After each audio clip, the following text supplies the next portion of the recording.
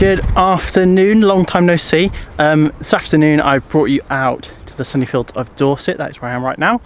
I'm going to take you on a stealthy solo wild camp. So I'm going to talk you through kind of the spot that I've chosen, how I'm planning to get there, and then I'll show you my setup when I'm there. And hopefully, because the weather is beautiful, we're going to see an epic sunset and sunrise.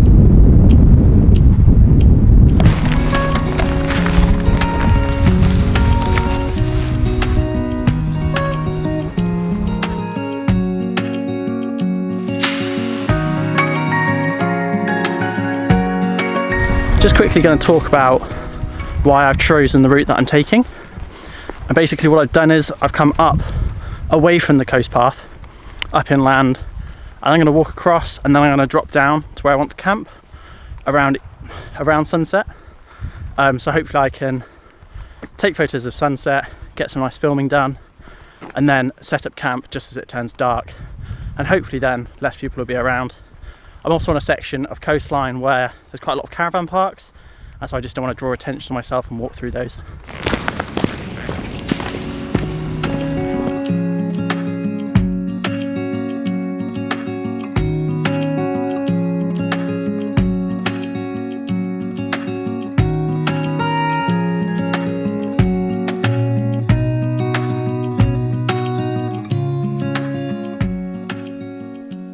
Right, so I'm just planning spots to camp because actually it's quite windy and I've just checked the weather and it's going to remain quite windy.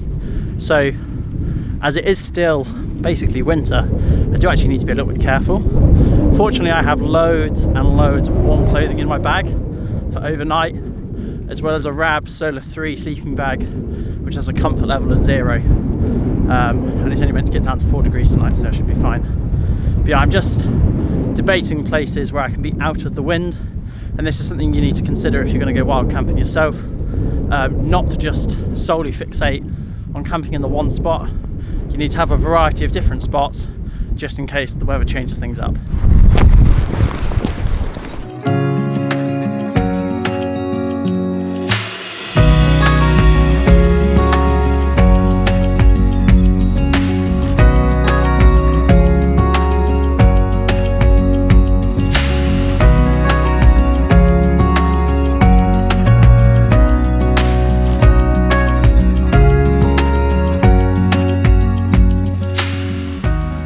I've been on a bit of a scout around and it doesn't seem like there's many people coming further over this way. It looks like they're all watching the sunset now from Durdle Door. So I think I'm going to set up camp basically. There's definitely the possibility that a few people could stumble on me now, but I'm not too bothered by it. I'm in quite a quiet area, I'm not bothering anybody, I'm not on any farmland per se. It is private property, I do understand that. But you know, I'm taking full responsibility if in the middle of the night someone decides to move me on. That is absolutely fine and I will move on. My car is only a couple of miles away. I've got my head torch and yeah, we'll just have to do. But yeah, I think this location actually is looking pretty good. It's not too windy, I hope you can hear. I think, yeah, this ground seems quite spongy too. It's not very flat, which isn't too much of an issue, but yeah, actually no, here looks like someone's camped here before. It's quite flat. So yeah, so I'm just going to quickly set up my tent, put some warm clothes on, and then I should be able to take some more shots.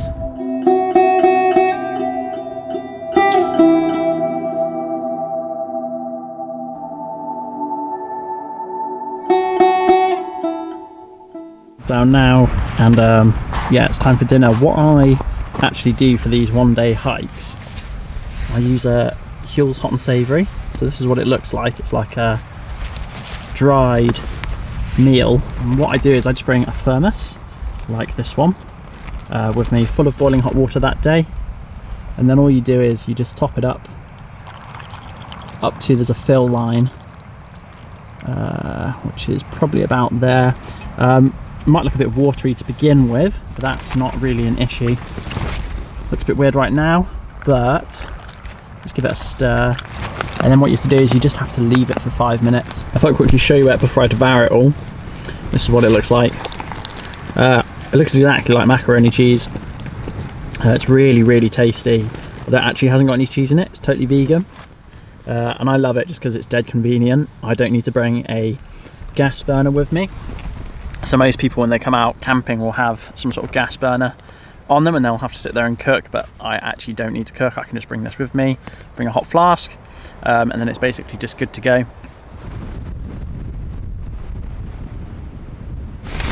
One of the last things to advise on for stealth camping is that you need to pack up early, so get up before everybody else is awake, especially if you're in one of the locations like I am right now. So I've got up at 6 AM, and the plan is now to just pack up my stuff inside my tent, get it all inside my bag, pack up my tent in my bag, and then I can shoot sunrise. The next bit about stealth camping is just obviously leave no trace.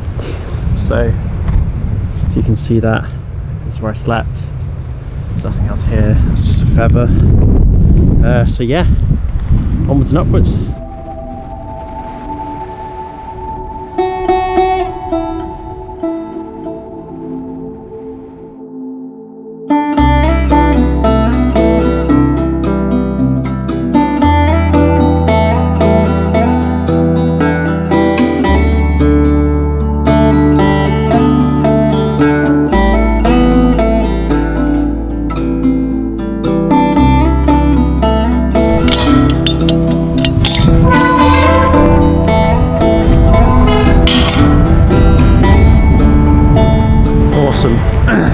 Absolutely awesome.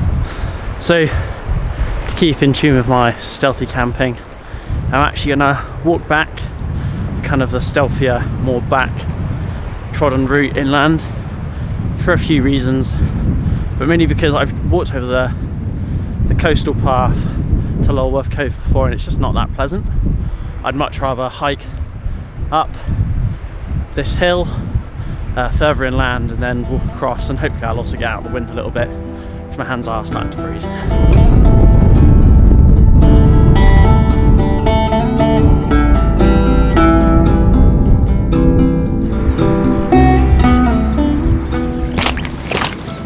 Just wanted to say, if you're new here and you did enjoy this vlog slash wild camp, then please do hit the like button and subscribe. The aim is I'm going to be trying this year to be doing 2 videos a month, and they'll either be wild camping, hiking, and maybe I'll bring out some sort of photography tutorials to help you get started if you want to get into photography. But yeah, I think it's been a great walk. There's about a couple of miles left now of my hike, but it's fairly uninteresting, just countryside, so I think I'll finish it here.